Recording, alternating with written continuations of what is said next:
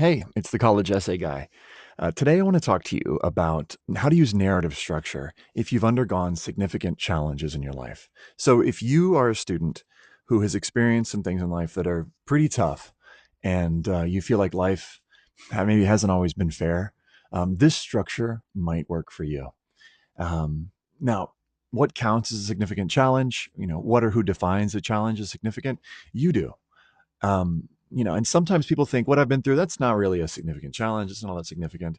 Look, if it changed your life and if it really truly impacted you, that counts. Sometimes it helps to have somebody else sort of give you some feedback on whether or not this feels like significant or something writing about. But I really want to encourage you to bring the stuff that you think, you kind of push it to the back and think, well, no one really wants to hear that. That's kind of like a sob story. I don't really want to, just write a sob story and try to make them feel bad for me. Well, the structure that we're going to talk about today is going to actually help you tell your story in a way that it won't actually end up being a sob story.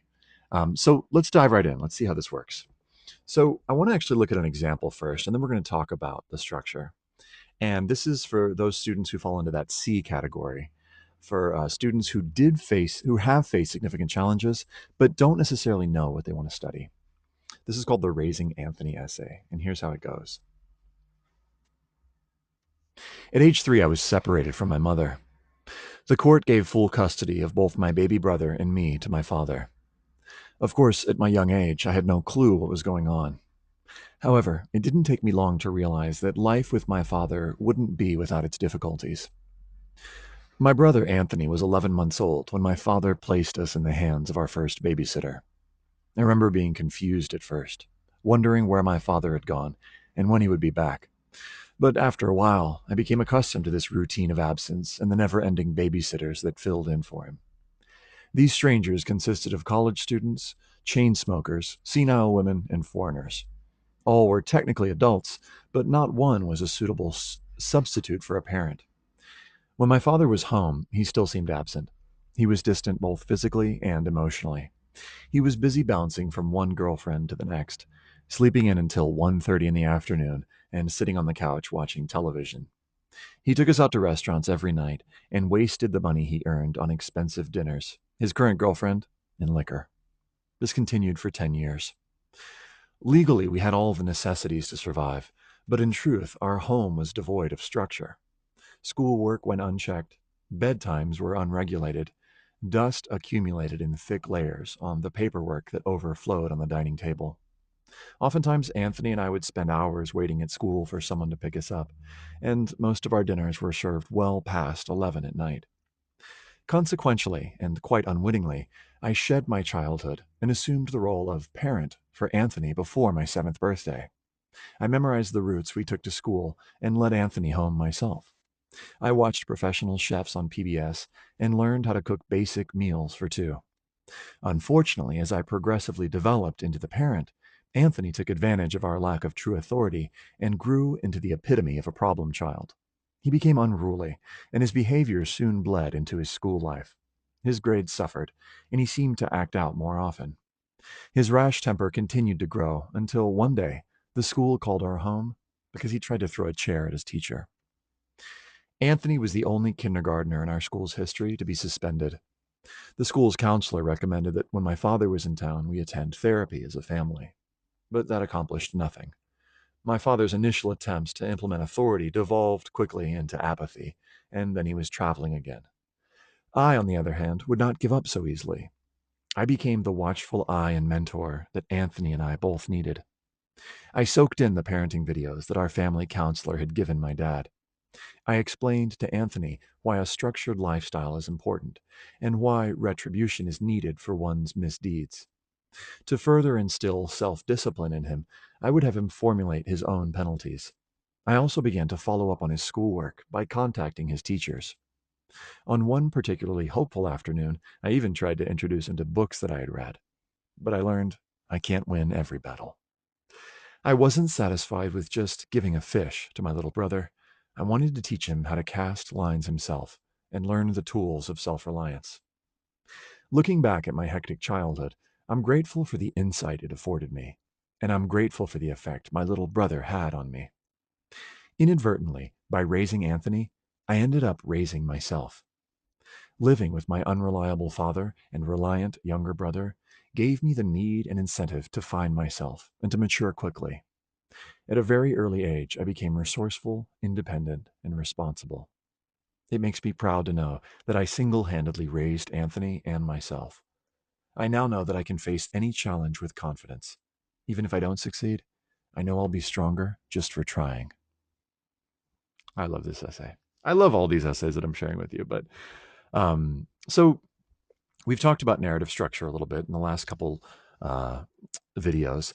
If you need a review on narrative structure, go back to where it says narrative structure 1 and 2. But the way it basically works is it starts off with a status quo and then there's a status quo change.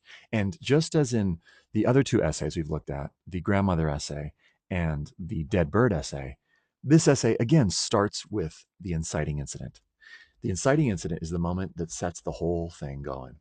And it raises a question. The question of this essay, if you're separated from your mother, is wow, if the child is separated from her mother, how is she going to fare in life? Is she going to be okay? That we get a few more details in the opening. The court gave full custody of my baby brother and me to my father. I had no clue what was going on, but it didn't take me long to realize life with my father would not be without its difficulties. So this is a little setup. Life wouldn't be without its difficulties. Now, it's an understatement. She doesn't say, it would be the worst thing to ever happen to anyone. She just says things were going to be a little bit tougher than for someone who maybe did have their mother. So someone who did have his or her mother. So what happens next? What are the difficulties she experienced as a result of this? Well, dad, first of all, puts them in the hand of babysitters. They were technically adults, she says, but not one was a suitable substitute for a parent. Dad was home, but he was absent, distant both physically and emotionally. So, in terms of our structure, she's raising the stakes. She's saying, here's why this was a bad thing. Here's what made this really tough for me. Dad was distant. She gives some details. She goes back and forth between show and tell, bouncing from one girlfriend to the next, sleeping in till 1:30 in the afternoon, sitting on the couch watching television. These are the show details that explain why it was tough growing up. He took us out to restaurants, wasted money. He earned on expensive dinners, his current girlfriend, and liquor. So she's continuing to raise the stakes. And notice he drank. She mentions liquor. She, in an earlier draft, actually spent more time talking about why it was tough living with a father who was an alcoholic. But the fact is, we don't need to know all the gory details. We don't need to know all the ins and outs of what that was like. So if you've gone through really tough stuff in your life, there are ways to talk about it in ways that suggest that things were tough without explaining every single thing that happened. And she writes, this continued for 10 years. This is a kind of ellipsis, a kind of dot, dot, dot to suggest, hey, this happened and it happened a lot. Legally, we had all the necessities to survive, but in truth, our home was devoid of structure. So what else was bad? Wow, we didn't have structure. So she tells it and then she shows it. Schoolwork went unchecked, bedtimes were unregulated, dust accumulated. So things go from bad to worse. Dad was distant both physically and emotionally. And then she raises the stakes even further. She takes us to a point where it's like, wow, things were kind of falling apart. There were no bedtimes regulated. The house is getting messy. She wasn't getting picked up from school. Things were bad. Consequentially, and quite unwittingly, I shed my childhood and assumed the role of parent. So this is the turning point. And I've marked it in the other two essay examples. The turning point is when she decides, you know what? I've got to do something about this. She memorizes the routes she takes to school. She leads Anthony home herself. She starts cooking for her brother. Unfortunately, as I developed into the parent, so that there's another downward thing. So it goes from bad to worse. Things are looking up for a while. She starts to grow up and help a little bit. But then what happens? His the brother starts acting out some more, and he gets kicked out of school. So this is probably the lowest point of the story. So I'm gonna just mark that, the lowest point. So you think actually there's gonna be a turning point, but it's kind of like a roller coaster. We think, okay, things are looking up, boom, it goes down again. So it gets worse. Father, we thought he was going to be helping with therapy and stuff, but dad's initial attempts devolved quickly and he was traveling again. So it's not going to happen. I, on the other hand, wouldn't give up so easily. I became the watchful eye. So here is the actual turning point. So you could call this turning point too, but I'm just going to call this the actual turning point. So what does she do about it? So if you imagine a roller coaster, things have started at this point, boom, mom dies, things were pretty much going downhill for about 10 years. Things go up a little bit, but then they dive again. So we're at the lowest point of the story here. So what is she going to do about it to get us up out of this? If you imagine a roller coaster, it's like a low slope and we're at the bottom. Now she's climbing back up. She soaks in the parenting videos. She talks to her brother about why a structured lifestyle is important. She'd have him formulate his own penalties. She started following up with him on his schoolwork. She even tries to introduce him to school books, but you can't win every battle. This is a great detail because it looks like life. This is how I know that this is a real story, because not everything is roses, and this feels like life. So it's not like everything went perfect. Something happens to go, okay, well, not everything is going to be roses. But she gives it context here in the next line. I wasn't satisfied with just giving a fish to my brother. I wanted to teach him to cast lines for himself and learn the tools of self-reliance. This is a beautiful insight into her, what she learned about parenting and what she learned about raising her brother and herself. And then she makes the turn. So what does she learn from all this? Look at this next line.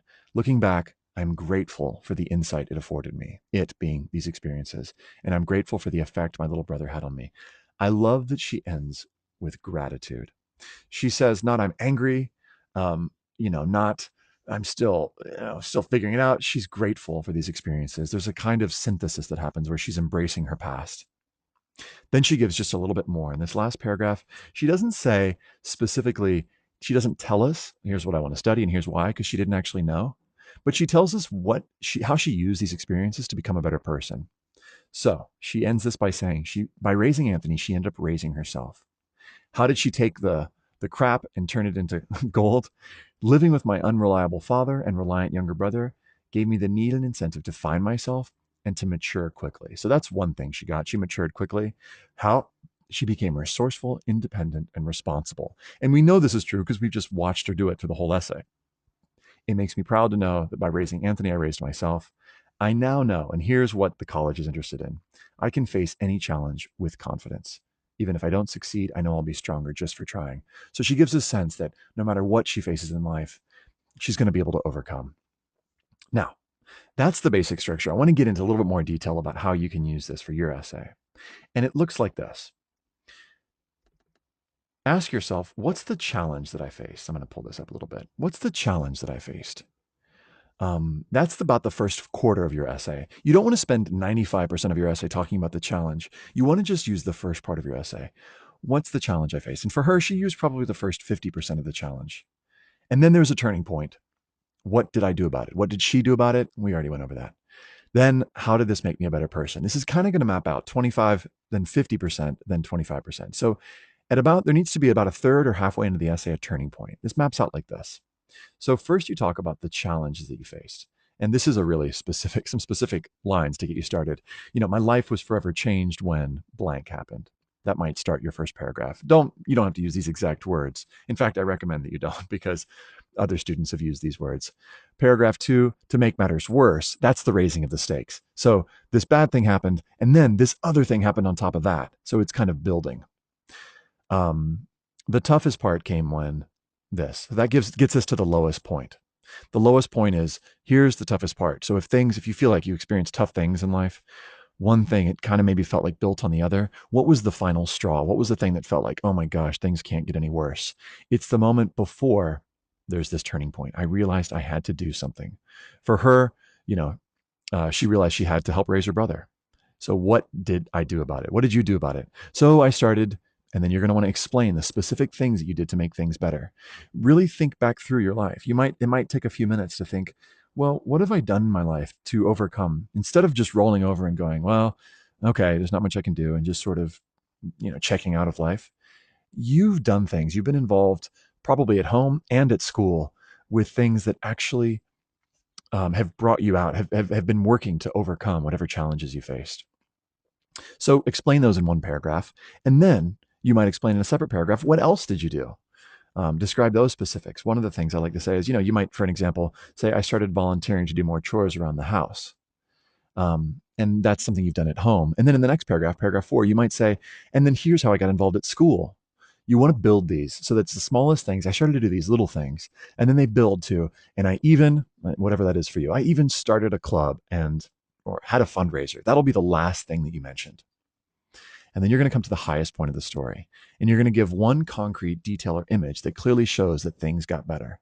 So, for example, I got straight A's for the first time ever, or my family now sits around the table laughing like we used to. That's from another example essay that I'll share in another lesson.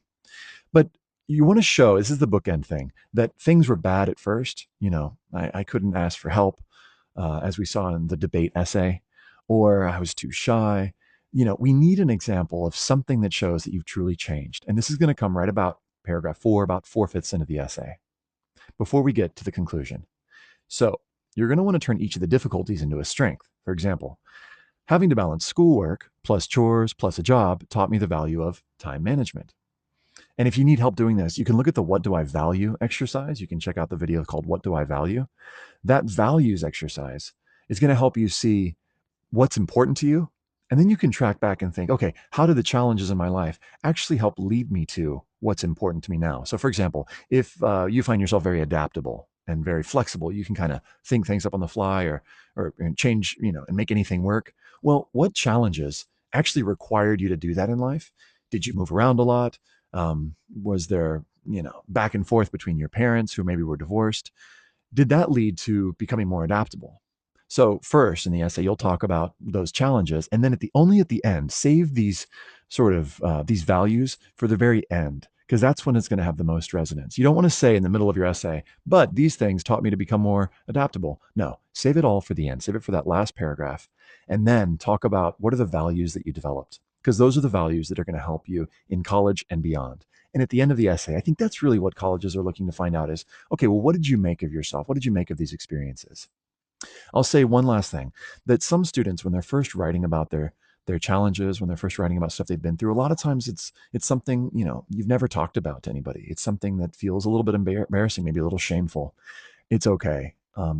We've all been through stuff.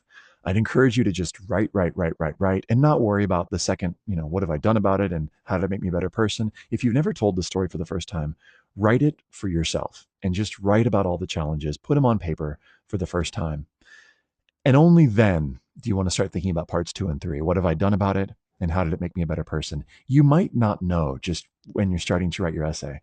At the start, it might just be just getting your story out.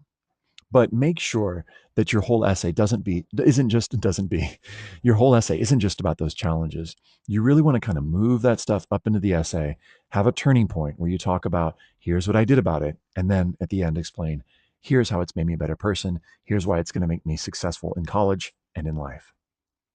For more on this, check out collegeessayguy.com. Thanks.